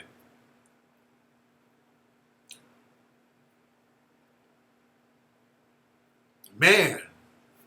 Yeah, they got rid of... Khalid Muhammad was telling the truth about what was happening over there. I don't know why they sit up letting these white supremacists,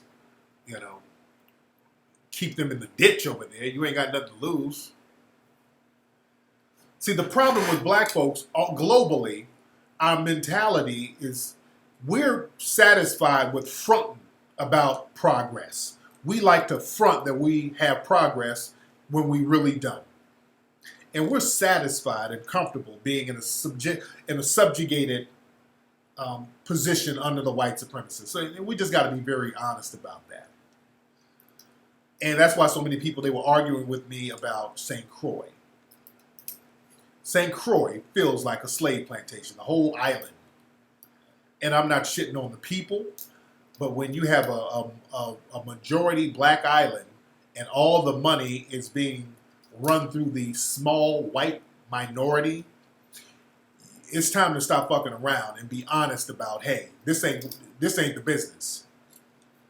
This ain't the business. We got to start looking up and see what we need to do. Look, and you can quote history. The history of that island is great. And this is why my people there in St. Croix, my young people there, y'all stop faking the fucking funk and fronting, because the ancestors of that island, they were whooping ass so that you can continue to whoop ass.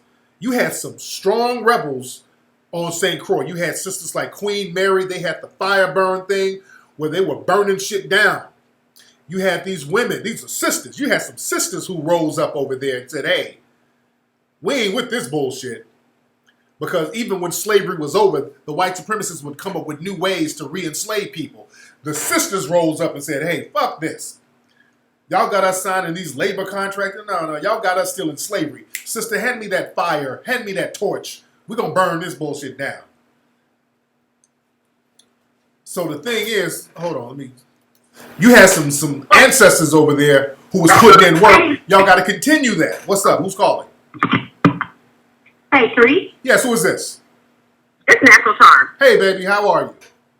Hey, speaking of the islands, I just got back from Cuba a couple of weeks ago, and it was really great. It was just really amazing, and it just really had me thinking as a physician, as a naturopathic physician, on what's going on with the food supply here in the United States, because when I was eating there, the food was just fresher. Yeah. I had more energy. It just felt more nutritious. There were actually some brands of drinks that are sold here in the United States, and I had them in Cuba, and it actually tasted better. Yeah. And when I got back, I was there for about a week. When I got back, I got really sick after I had my first American meal. Wow. And I had a friend that went to Haiti for 3 weeks, and he said the same thing happened to him when he got back to the U.S. So it just really has me just questioning, like, what is going on with our food supply. Yeah. Now, when you went to Cuba, did you have to go through any kind of special procedures to get over there? Because are they still doing that? Well, they are, but I went with one of my friends, and we went on the individual people-to-people when Obama had done it, and we booked all of our lodging and plane trips and everything before Orange Circle changed law. And so, we were grandfathered into that. Oh, and good. so, I had to write down, like, everywhere I went. And I took, like, salsa classes and Afro-Cuban dance classes. And, we saw a lot of the sites of 1950s car tours. We hardly saw any white Cubans. There were black Cubans everywhere. Oh, yeah. If we saw a white Cuban, we were like, oh, wow, it's like a white person. Because the only white people we really saw were tourists. Oh, yeah. It's a black island. I've always heard that. It's a straight up black island. Yeah, the culture, the Yoruba.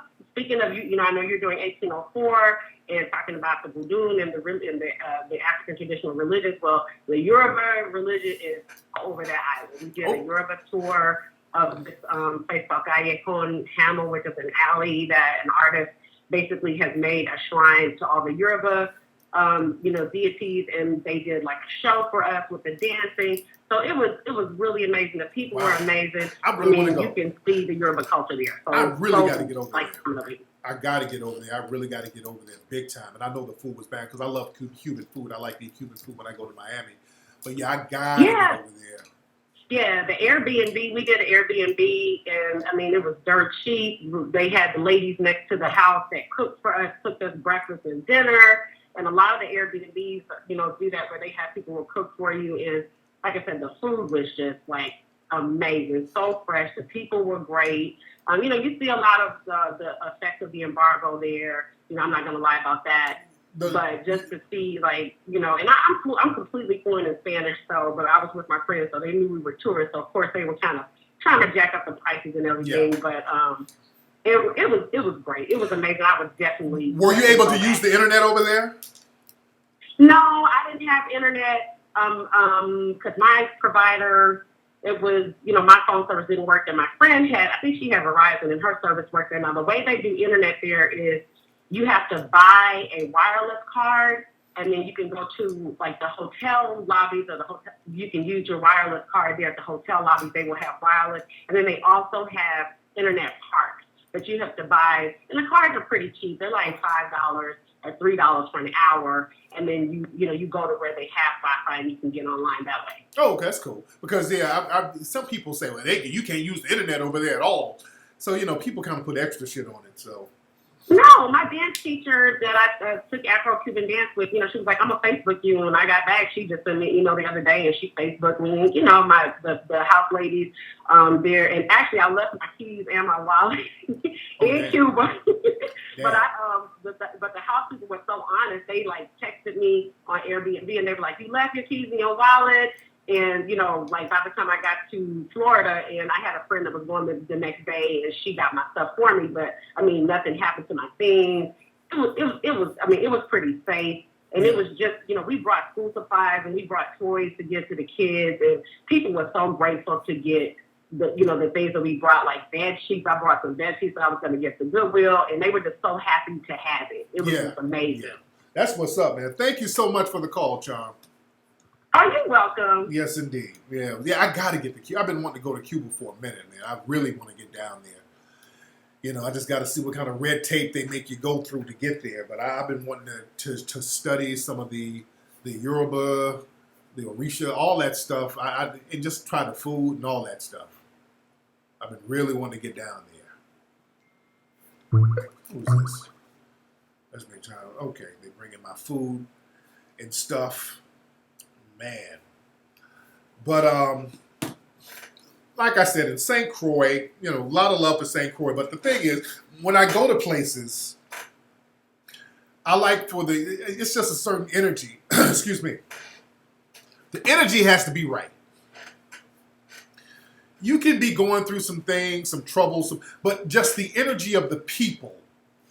There has to be a certain energy that, it just felt like slavery was still alive. I felt like I was on a damn slave plantation when I was in St. Croix. That was the feeling that I had. That was the feeling that I had. You dig? And I'm like, let me get the fuck up out of here. I left early. I left a day early. And my thing is this. I've been to many islands in the Caribbean. When I went to Jamaica, I didn't get that vibe. In Jamaica, it's a whole different vibe. And the Jamaicans, they're very honest. They'll let you know, hey, the Bombaclat Chinese are running shit. They'll let you know that the Chinese are running shit. They have no problem. They have no problem. They'll let you know. They have no problem. And their attitude is like, okay, yeah, the Chinese and the East Indians, they over here running our shit. But we're going to get out here and grind anyway. We're going to still just grind a little bit harder to get ours. And that's the energy that they have in Jamaica. They out there grinding. Jamaica is real cool. You don't get that. The slave vibe ain't there at all. They ain't with the fuck shit. Jamaicans don't play that damn game. These are people who fought for their damn independence. Jamaicans, so there's a different energy there. Jamaicans, those people who fought for their independence and say, hey, we ain't going to have no master over us. Their energy is different because they get up and they grind. We might not have a lot, but we're going to get up here and get our grind on early all day. You dig? So when you go to Jamaica, there's a lot of energy there. You go down, usually I go to Ocho Rios. Usually I go to Ocho Rios. And Just all day, brothers. Hey, I'm selling this. I made a wood carving here. You want to buy this? I've got some shirts. You want to get this? So they're grinding. So and I like the energy. I like that energy. It's like, hey, we're gonna get ours. Yeah, you need to go to Jamaica. And man, the brothers be selling that food on the streets. Man, that jerk chicken and all that shit on the streets. You get you some jerk chicken in a paper plate, nigga. The best. Yo, Ojo Reels is nice. Big time. Same thing with Haiti. When I went to Haiti, the energy, they don't have that energy. They don't have that slave energy. That's why I enjoy going to Haiti so much. Even though Haiti's, they got their challenges. You go to Port-au-Prince and, you don't have too many modern buildings like that. But a lot of people don't have much. The infrastructure isn't where it should be. But I love the energy of the people. The energy is great over there because they're like, look, yeah, the UN is over here fucking with us. And, the white supremacists, they trying to sabotage us. But we going to get up every morning and we're going to get ours, though. Yeah, we still going to grind for hours. And that's their vibe. And I love that energy. What's up, man?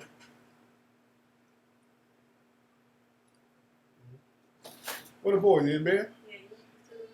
Yeah, I'm about to be done in a minute because the food's going to be here in about 20 minutes.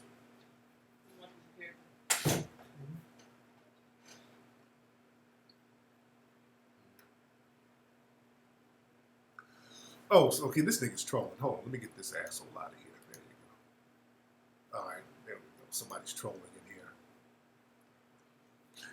Yeah, the Dominican Republic, the vibe was a little weird. I've been to the DR too, Miss Braxton, and the vibe was a little weird there too. The vibe was a little there too. When I went to the Dominican Republic, the vibe was a little off there too. Because I went to a museum and it was a sister who was the tour guide in the museum explaining everything. And she was talking about just the history of the Dominican Republic. And the way they were talking about the history, they were making it seem like they were Spanish. They were talking about all the Spanish people in the island. And they didn't mention nothing about all these fucking black ass folks walking around and their influence on the island. Everything in the museum was talking about all the great Spanish people. And these are like black folks talking this shit. I'm like, what the? Okay. I wasn't feeling that vibe either. Cool people, but you got black folks over there in the Dominican Republic who think that they're Spanish. You dig?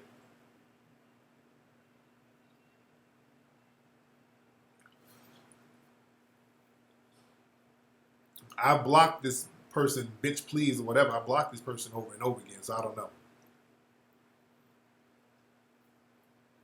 Yeah, that's the thing. In the Dominican Republic, they still look at, because they recolonized themselves. Understand, the Haitians got the Spanish off them. The Haitians got the Spanish off the damn Dominicans.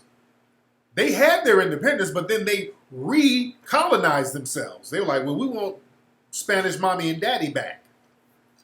So they had their independence, but they recolonized themselves. Like, damn, so no wonder you got black-ass Sammy Sosa walking around looking like a Pepto-Bismol bottle. You dig? But again, when I go to places, it's all about the energy I get. That's why I love Hawaii.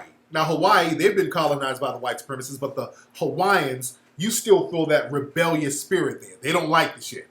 They'll front or whatever, but they know,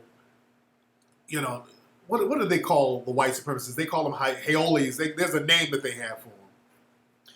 But in Hawaii, they're real subtle with the rebellion. They fly the Hawaiian flags upside down, the state flag, rather. They fly that upside down as a form of rebellion. So they're real subtle with it. And they're really about family. And I feel their energy. That's why I like Hawaii a lot. I love going to Hawaii. The energy is good there. Even though it's been colonized, Yeah, and people sleep on Samoa. Samoa's a real cool island, man. I went to Samoa. We had a great time out there. Haiole, yeah.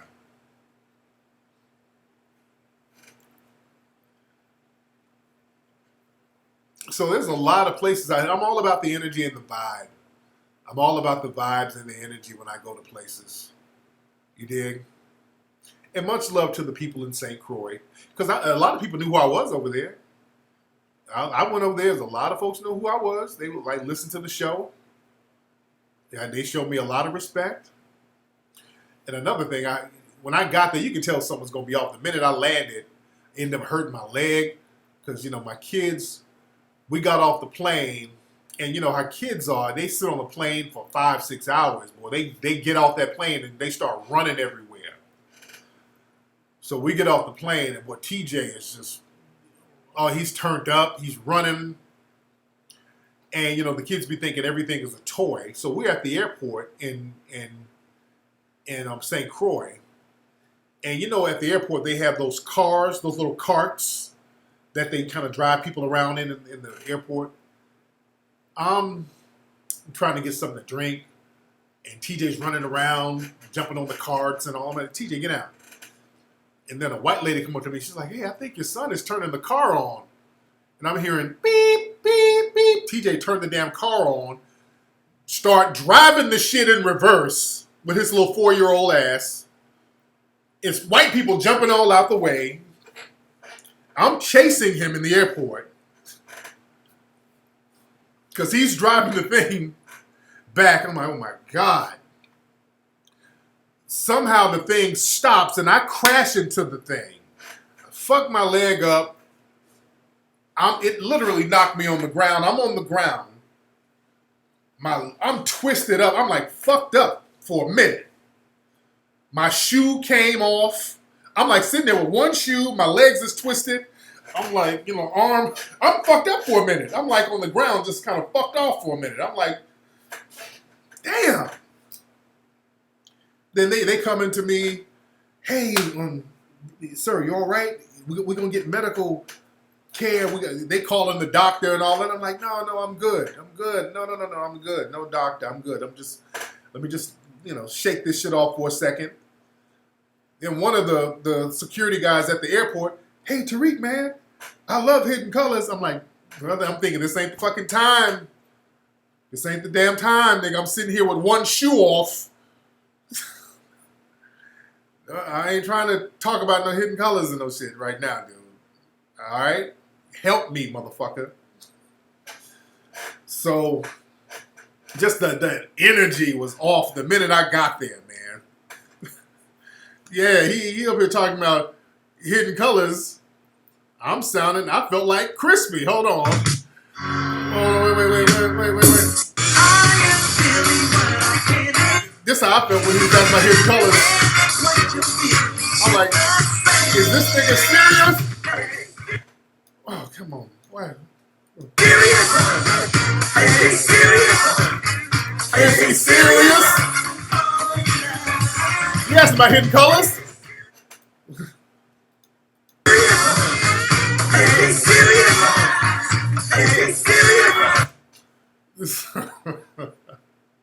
No, I didn't whoop him.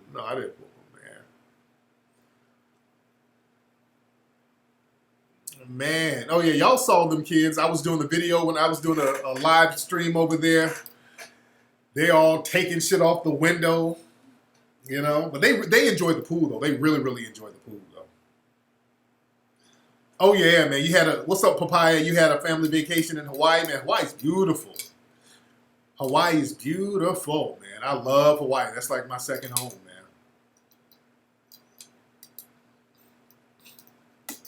Oh, yeah, Hawaii is the shit, man.